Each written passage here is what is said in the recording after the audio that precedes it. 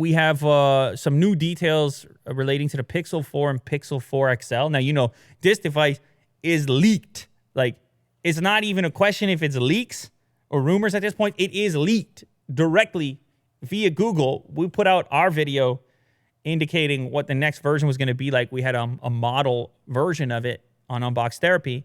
And then shortly after that, Google themselves on social media put out their own images validating our original leaks and saying, yeah, I might as well get it out there in the world. I thought it was a cool move, actually. Very culturally savvy in the tech culture. And it's kind of embracing it instead of being upset about it or ignoring it. But we had a good idea visually of what this thing was going to look like. It's going to have this square cutout on the back, adding another camera module, at least one, and kind of looking similar to what the iPhone implementation is going to look like, to be honest.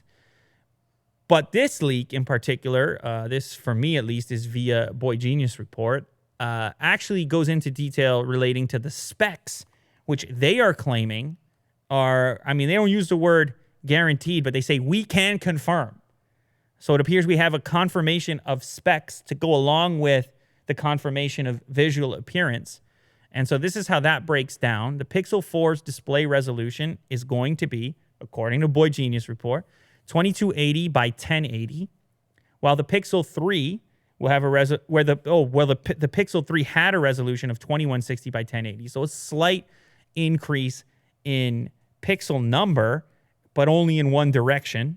Of course, only in one dimension. So it's a bit taller by the looks of it. Meanwhile, the larger Pixel 4 XL has a resolution of 3040 by 1440.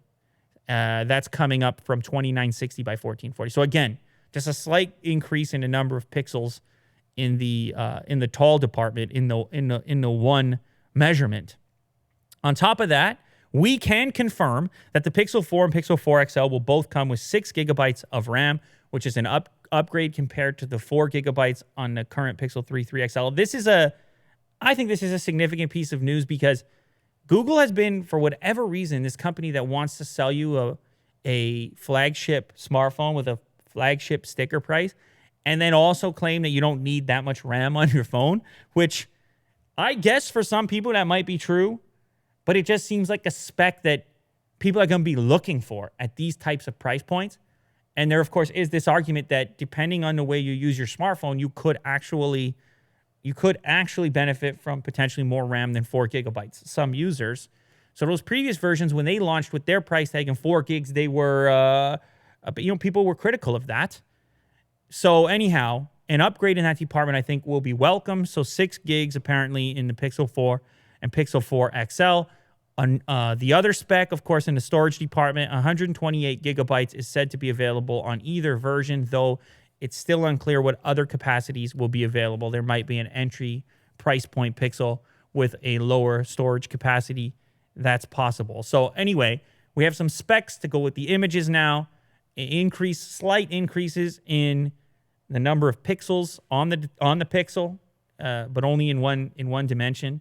More RAM, which is welcome, and 128 gigs of storage. And of course, all the stuff that I talked about in the original video, if you want to figure out more about that particular device, the camera implementation, the lack of a fingerprint scanner, all face unlock, you can go watch the video that I published about the Pixel 4 on Unbox Therapy to figure out a little bit more. But you know what? I'm excited, mostly on the software side, because I've seen some of the magic that previous Pixels have been able to pull off with the single lens. Let's see what this one can do now with that